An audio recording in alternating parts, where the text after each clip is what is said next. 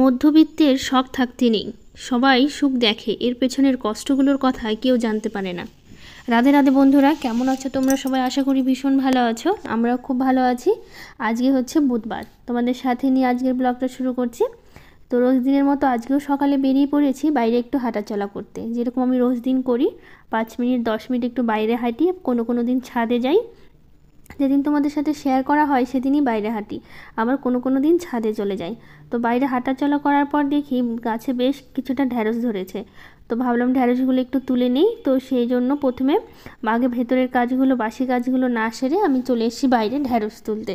মানে বাইরে হাঁটছিলাম তো তো যেহেতু চোখে পড়লো, তো দেখছি বড় হয়ে যাচ্ছে, এখন এগুলো না আজকে না তুলে তখন আবার ঢ্যাঁড়সগুলো বুড়া হয়ে যাবে।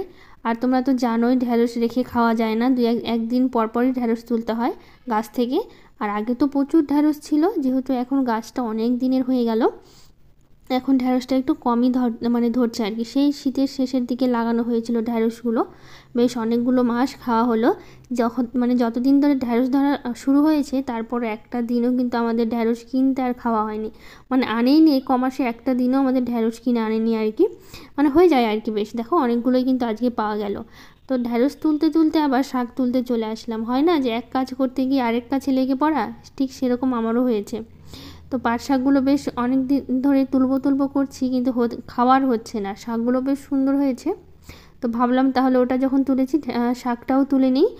তো পরে আবার আসবো তুলতে, তো একবারেই সব হয়ে যাবে। তো সেই জন্য আবার শাকটাও বেশ তুলে নিচ্ছি, তুলেও তারপরে যাব বাসি কাজ করতে। কিন্তু বাসি কাজ আমি এখনও কিছুই করিনি, ভাবো একবার। একদম চলে এসেছি শাক তুলতে। তো দেখো শাক ঢ্যাঁড়স তুলে চলে এসেছি বিছানা গোছাতে। আর বাবান তো উঠে গেছে, বাবানের পাপাও উঠে গেছে, তিনজনেই আমরা আজকে একসাথে উঠেছি। এখন বাবান এত সকালে ঘুম থেকে উঠছে আমাদের সাথে, কিছুদিন এরকম উঠতো না জানো। 7:30 8টা বেজে যেত, কোনো দিন টেনে ওঠাতে হতো, ডেকে ওঠাতে হতো, 7টা বেজে যেত। তো এখন যেই দেখছে আমরা উঠছি, আমাদের সাথে সাথে ওইও 5টা 5:30টার মধ্যে উঠে পড়ছে। তাহলে কেমন লাগে বলো তো? আমি ওকে বলি যে একটু শুয়ে থাকো, এত সকালবেলা উঠে তুমি কি করবে, একটু শুয়ে থাকো, ভালো লাগে। ভালো লাগবে আর কি। সারাদিন সেই পড়াশুনো, স্কুল, এই নিয়ে সারাটা দিন চলে যায়। রাতে যদি ঘুমটা ভালো মতন না দেয়, তো শরীরটা কি ভালো থাকবে? কিন্তু কার কথা কে শোনে? কিন্তু আমরা যখন উঠবো, আমাকে উঠতে দেখলেই ওর যে কীভাবে ঘুম ভেঙে যায় কে জানে, ঠিক উঠে পড়ে জানো তখন। তো যাই হোক, এখন বিছানাটা ভালো করে ছেড়ে নিলাম, বাসি বিছানাটা। তারপরে ঘরটা ঝাড় দিয়ে নিচ্ছি। ঘরটা ঝাড় দিয়ে চলে আসছি ডাইনিংয়ের দিকে। আর এখানে দেখো ফল বলতে দুটো শসা ছিল, ওভাবেই পড়ে আছে, খাওয়ার হচ্ছে না। ওখানে রেখেছে, ওখানেই আছে। আমার আর সরানোর কথা একদম মনে পড়ছে না আর কি। চোখের সামনে থাকে সব সময়, কিন্তু অনেক সময় হয় না, দেখো যখন চোখে দেখতে পাই না আর কি, এরকম অবস্থা আর কি। এইভাবে যে পরে সরাবো, পরে করতে করতে আর হয় না, তার জন্য এখন একদম সরিয়ে তারপরে হচ্ছে কাজ শুরু করলাম। কারণ ওইটা যদি আবার পড়ে থাকে না, তখন আর ভুলেই যাবো যে ওখানে আছে শসাগুলো, আর খাওয়াও হবে না, বেশ শুকিয়ে যাবে তখন। আবার যখন ঝাড় দেবো তখন মনে পড়বে যে এখানে শসাগুলো আছে, ঝাড় দেওয়া ছাড়া আর মনে পড়বে না। তো সেই জন্য সরিয়ে তারপরে শুরু করলাম। তারপরে চোখের নিচটা একদম ভালো করে পরিষ্কার করলাম। আজকে চোখের নিচটা মুছবো। রোজ দিনই তো প্রায় চোখের নিচটা ভালো করে পরিষ্কার করি, চোখের নিচ বলো, খাটের নিচটা। আজ একদম কোনা টোনাগুলো একদম ভালো করে পরিষ্কার করলাম। কোনার দিকগুলো দেখি পরিষ্কার হয়নি, একটু ধুলো ছিল। তো সেই জন্য একদম চোখের নিচে কোনাগুলো ভালো করে পরিষ্কার করে নিয়ে তারপরে চলে আসলাম এখন বাইরের উঠানটা ঝাড় দিয়ে নিই। ঝাড় দিয়ে তারপরে হচ্ছে বাকি কাজগুলো করব। স্নান আছে, স্নান পুজো ওগুলো তো বাকি আছে এখনও। আর সকালবেলা তো এখন স্নান করি, আর সকালবেলায় বাবান একটু হরলিক্স খায়। আর আমাদের তো কিছু খাওয়া হয় না, তোমাদের তো রোজ দিনই বলা হয় প্রায় যে সকালবেলা উঠে একটু চা খাবো, বিস্কিট খাবো, মুড়ি খাবো, সেরকম আর কিছুই খাওয়া হয় না। এই যতদিন ধরে আম শুরু হয়েছে তারপর একটু একটু খাওয়া হয় আর কি। আর আম তো এখনও বাড়িতে আছে, এক দাদার বাড়ি থেকে আম দিয়েছে। ওদের বাড়িতে গাছ ছিল দুটো, একটা ন্যাংরা আমের গাছ আর একটা কী আমের নাম আমি ঠিক জানি না সঠিক, জানি ঠিকই, এখন মনে পড়ছে না কি এই অবস্থা। তো যাই হোক, এদিকে স্নান করে কাপড় মেলে দিলাম, কয়েকটা কাপড় কেচেছি। বাবানের পাপা আমি স্নান করতে গেছি তখন গেছিলো বাজারে, তো ছোট মাছ নিয়ে এসছে। তো ওই বললো আমি বেছে দিচ্ছি, তুমি ওইদিকে সব জোগাড় করো। তো চলে আসলাম ডাঁটা তুলতে। পাট শাকের ওখানে একটা ডাঁটা দেখে হয়েছে আর কি, তো ওই ডাঁটাটা তুলে নিলাম। এই যে ডাঁটাগুলো আছে, এই ডাঁটাগুলো ওখানে হয়েছে, এই ডাঁটাগুলো বেশ কচি আছে। তো ছোটো মাছ দিয়ে করব, তো একটু নরম ডাঁটা না হলে না ভালো লাগবে না খেতে। তো সেই জন্য আর কি ডাঁটাটা তুলে নিলাম। আর এই যে করছি হচ্ছে ডাল, মুসুর ডাল। ছোটো মাছটা যেহেতু একটু শুকনো শুকনো করবো, ঝোল তো ভালো লাগবে না খেতে। আর বাবানের পাপা তো তোমরা জানোই যে ও ঝোল ছাড়া একদমই খেতে পারে না, তো ওর জন্য হচ্ছে ডালটা করা আর কি। তো ওইদিকে ডালটা করে নিয়েছি, এখন করবে হচ্ছে শাক ভাজাটা, পাট শাকটা যেটা করেছি ওটা। আজকে পাট শাক করতে গিয়ে কী হয়েছে বলো তো, আমি লঙ্কা দিতেই ভুলে গেছি। খাওয়ার সময় মনে পড়ছে যে ঝাল কেন লাগছে না, তারপরে মনে পড়লো যে আমি তো লঙ্কাই দিইনি। এখন এডিট করার সময় দেখছি সত্যি লঙ্কা দেওয়া হয়নি। তো যাই হোক, এখন কালো জিরে ফোড়ন দিলাম তেলে, শাকটা নামিয়ে নিয়েছি। ওই ঢ্যাঁড়সগুলো তুললাম যে ওটাই রান্না করবো আর কি, ঢ্যাঁড়স আর ওই কুমড়ো শাকের ডাঁটাগুলো সেই মায়ের বাড়ি থেকে এনেছিলাম। ভাবো একটু শুকিয়ে গেছে ডাঁটাগুলো, জানো এখনও ভালো ছিল, সেই কবে মায়ের বাড়ি থেকে আনা হয়েছে সেই ডাঁটা এখনও আছে। তো দুটো ডাল ছিল আর কি, তো ভাবলাম দেখি রান্না করে খাওয়া যায় কি না, কিন্তু খেতে মানে অতটা খারাপ লাগেনি, মানে অতটা শুকায়নি আর কি, এটা হচ্ছে বড় কথা, অতটা শুকায়নি আর কি। তো বেশ ভালোই লাগছিলো খেতে। তো সর্ষে বাটা দিয়ে একটু চচ্চড়ি করলাম, ঢ্যাঁড়সের সাথেই দিয়ে দিয়েছি, মানে দুটোই কম ছিল তো ভাবলাম যে দুটো তো আলাদা আলাদাভাবে করা সম্ভব নয়, তো একই সাথে দুটো করে দিই আর কি। তো এদিকে হচ্ছে যেহেতু ছোটো মাছের জন্য ডাঁটা ছিল, নইলে কুমড়ো শাকের ডাঁটাগুলো দিলেও ভালো লাগে ছোটো মাছের মধ্যে, তো সেই জন্য আর দিলাম না আর কি। তো এমনি ডাঁটাগুলো তুলে নিয়ে এসে ওটা দিয়ে ছোটো মাছটা করবো আর কি। তো মাছ কিছুটা ভেজে রান্না করবো, আর কিছুটা অর্ধেকটা রেখে দেবো আর কি কালকের জন্য।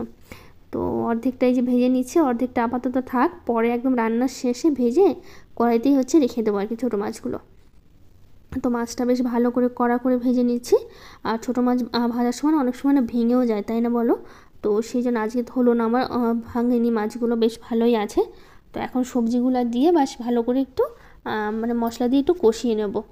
তো কিছু দিদিভাইয়ের হচ্ছে কমেন্টে রিপ্লাই দিচ্ছি আমি। কোলেরিয়া ব্লগ থেকে বোন বলেছে, দিদিভাই পুরো ভিডিওটা দেখে খুব ভালো লাগলো। আর পাপড়ি কিচেন থেকে বোন বলেছে, নমস্কার দিদিভাই, কেমন আছো তোমরা সবাই? আমরা সবাই মানে খুবই ভালো আছি আমরা। তো তোমরা সবাই কেমন আছো অবশ্যই জানাতে ভুলো না কিন্তু। আর আজকে রেসিপিগুলো দারুণ হয়েছিল, তো থ্যাংক ইউ। আর তোমাকে হচ্ছে নমস্কার, তুমি যেহেতু নমস্কার জানালা তো আমিও তোমাকে নমস্কার করছি। আর কেমন আছো তোমরা সবাই সেটা কিন্তু অবশ্যই জানাতে ভুলো না আমাকে। আর মল্লিকা মিষ্টি ব্লগ থেকে বোন বলেছে, তোমার কথাগুলো অনেক সুন্দর। তো জানি না, আমি নিজেও বুঝতে পারি না আর কি আমার কথাগুলো সুন্দর কিনা, কিন্তু আমি যখন ভয়েসটা শুনি আমার কিন্তু অতটা ভালো লাগে না আর কি, যে হচ্ছে আমার কথাগুলো সুন্দর যে তুমি বললা, কিন্তু আমার নিজের কিন্তু, আর সত্যি বলতে আমার নিজের কিন্তু ভালো লাগে না। তো শ্যামলী ব্লগ থেকে বোন বলেছে, খুব ভালো লাগলো বোন ভিডিওটা, শাকের রেসিপিটা সিম্পল হলেও দারুণ হয়েছে আর কি। ও থ্যাংক ইউ মানে বলার জন্য আর কি এত সুন্দর করে। আর তোমরা যে এত সুন্দর সুন্দর কমেন্ট করো না, যখন আমি পড়ি তখন মনটা বেশ ভালো লাগে। আর একটা অমলেট করলাম, এটা হচ্ছে বাবানের জন্য, বাবান আবার ছোটো মাছ খেতে পছন্দ করে না, তো সেই জন্য। তো এইদিকে খাওয়ার জলের বোতলগুলো বেশ শেষ হয়ে গিয়েছিলো, তো ভাবলাম হচ্ছে বোতলগুলো হচ্ছে ভরে নিই। আর যেহেতু আমরা মটরের জলটাই খাই, মানে যেটা ডাইরেক্ট জলটা আসে আর কি, ওই জলটাই বোতলে ভরে রাখি, ওই জলটাই খাওয়া হয় আর কি। তো সেই জলটাই ভরে নিচ্ছে আর কি। তো রাস্মিতা শাহ দিদিভাই বলেছে, ফার্স্ট লাইক ফার্স্ট কমেন্ট। তো এই দিদিভাই হচ্ছে রোজ আমার ভিডিওতে এসে, মানে আমার ব্লগে এসে কমেন্ট করে, আমার এত ভালো লাগে। দিদিভাই তুমি কেমন আছো অবশ্যই জানাতে ভুলো না। আর তোমাকে অনেক অনেক ভালোবাসা, যে তুমি রোজ দিন ভালোবাসা দিচ্ছ আমাকে, এত সুন্দর কমেন্ট করছো না, সত্যি আমি মানে ভীষণ ভালো লাগে আর কি। তো হ্যাপি হ্যাপি হোম উইথ সেহনাজ বলেছে, up video kiss time edit করতে হো? তো আমি ভিডিও কোন টাইমে হচ্ছে এডিট করি সেটা হচ্ছে মানে কি বলবো, দুপুর টাইমটা, যেই টাইমটা হচ্ছে বাবানের বাবান হচ্ছে বাড়িতে থাকে না আর কি। তো আমি সকাল থেকে তো দুপুর পর্যন্ত ব্লগ করি, দুপুরের পরে আমার সেরকম ব্লগ শ্যুট করি না আর কি, মানে সেরকম কাজ থাকে না দেখে আর শ্যুট করা হয় না। আর যেটুকু কাজ থাকে না তো আর করা হয় না। দেখো এই জল ভরলাম, একটু পরে বাবানের পাপা ওরা খেয়ে দিয়ে অফিসে বেরোলো, বাবানও স্কুল বেরোলো, তারপরে এই জোরে বৃষ্টি শুরু হলো, জানো এত বৃষ্টি হয়েছে। ওরা সেই স্কুলে তো অনেকটা দেরি করেই পৌঁছেছে, যেহেতু বৃষ্টির জন্য দাঁড়িয়েছিল, অর্ধেকটা রাস্তা গিয়ে তারপরে বৃষ্টি পেয়েছে। তো যাই হোক, আমি যে কথায় আসছিলাম আর কি, কখন ভিডিও এডিট করি আর কি। তো আমার তো দুপুরের পরে আর ভিডিও আমি করি না, তোমরা দেখতেই পাও আর কি, মানে সকালের মধ্যেই ব্লগটা আমি শেষ করে ফেলি আর কি, 10টা 11টার মধ্যে আমার ব্লগ শেষ হয়ে যায়, কাজকর্ম শেষ হয়ে যায়, যেহেতু খুব সকাল ঘুম থেকে উঠিয়ে 5টার মধ্যে উঠে পড়ি, তারপর তো 5:30 থেকে কাজ প্রায় শুরু হয়ে যায়, তার জন্য আমার সময়ের আগেই মানে কাজ শেষ হয়ে যায়। তো সেই জন্য আর পরে আর সেরকম শ্যুট করি না আমি। সেই দুপুরবেলা আমার বাবানকে স্কুল থেকে আনতে যাওয়া, বিকেলবেলা সেই ঝাড়টা দেওয়া, রাতে রান্নাবাড়ি তো করা হয়, কিন্তু তখন আমার আর শ্যুট করা হয় না, যেহেতু হয়ে যায় অনেকটাই বড় ব্লগটা, তার জন্য আর করা হয় না আর কি। মানে খুব কম হয়, হয়তো আমি সন্ধ্যাবেলা একটু ভিডিও করি আর কি, খুব কমই হয়, সেই টাইমটা করি না বললেই চলে আর কি। তো আমি ভিডিও এডিট ওই দুপুর টাইমটা করি, যখন বাবান স্কুলে চলে যায়, ওই টাইমটা ভিডিও এডিট করে ভয়েস দিয়ে একদম রেডি করে রাখি আমি। কারণ হচ্ছে ওই টাইমে একটা টাইম পাই, যে টাইমে আমি ফাঁকা থাকি বা একা থাকি। আর ভিডিও দেওয়ার সময় না মানে ভয়েস দেওয়ার সময় আর কি বাবান যদি থাকে না, তখন এই শব্দ করছে, চিৎকার করছে, কথা বলছে, তখন শব্দটা আসে আর কি, আওয়াজটা আসে। তো সেই জন্য ওই টাইমে আমি ভিডিও হচ্ছে ভয়েস দেই না আর কি, মানে সেই দুপুর টাইমে সবসময় আমি ভিডিও একদম রেডি করে রাখি। আজকেরটা না হলেও হয়তো আমার 3-4 দিনের ভিডিও কিন্তু রেডি করা থাকে আর কি। তো সেই জন্য আজকের ভিডিওটা আজকে আমি ভয়েস দিতে না পারলেও কালকে, যেহেতু কালকের ভিডিওটা আজকে ভয়েস দিই, আবার আজকের ভিডিওটা আজকে এডিট করে রাখলাম, ভয়েসটা হয়তো কালকে দিলাম আর কি। আবার সময় থাকলে আজকে এডিট মানে ভয়েসটা দিয়ে রাখলাম আর কি, এরকম হয় আর কি। তো যাই হোক, তো রাকিবুল ইসলাম বলেছে দিয়ে একটা ফ্রিজ নাও। তো তুমি এই কমেন্টটা করেছেন, আমার ভীষণ ভালো লেগেছে যে তুমি আমাকে খেয়াল করেছো যে আমাদের ফ্রিজটা নেই আর কি। আসলে একটু ইচ্ছে তো আছে, অনেক সময় শখটা পূরণ করতে পারি না একটু অসুবিধার জন্য, কিন্তু ইচ্ছে আছে অবশ্যই একটা ফ্রিজ নিব। তো জানি না কবে নিব, কিন্তু যখন নিব তখন তো তোমাদের সাথে শেয়ার করব অবশ্যই। আর তুমিও দেখতে পাবা কবে ফ্রিজটা নেই। মধ্যবিত্তিতে একটু শখ একটু কমই পূরণ হয় আর কি। তো আমারও ঠিক সেম একই জিনিস, যে একটু শখটা একটু দেরিতে পূরণ হচ্ছে, কিন্তু ইচ্ছে আছে অবশ্যই একদিন পূরণ করব শখটা। তো এদিকে মোছামুছি তো শুরু হয়ে গেছে, ডাইনিংটা মুছে নিলাম আর টেবিলটা একটু সরিয়ে রাখলাম। আসলে এই সাইডটা খাওয়ার সময় তো এই সামনের দিকটা থাকে টেবিলটা, ওখানে ফ্যান আছে, আর যে সাইডটা টেবিল আছে না ওই সাইডটা ফ্যান নেই, তো সেই জন্য একটু সরিয়ে নিতে হয়, যাতে হচ্ছে আমি হচ্ছে ওই মোছামুছির সময় টেবিলটা একটু সরিয়েও মুছি, আর খাওয়ার সময় ওখানটা রাখি, আবার যখন খাওয়া শেষ হয়ে যায় তখন আবার ওই এখানটা নিয়ে রাখি আর কি। তো আবার সে বিকেলবেলা বললাম না, বিকেলবেলা ব্লগ করা হয় না, আজকে একটু কি মনে হলো ভিডিওটা যেহেতু কমপ্লিট হয়নি, এডিট করা হয়নি, তো সেই জন্য আজকে সন্ধ্যাবেলা একটু করলাম।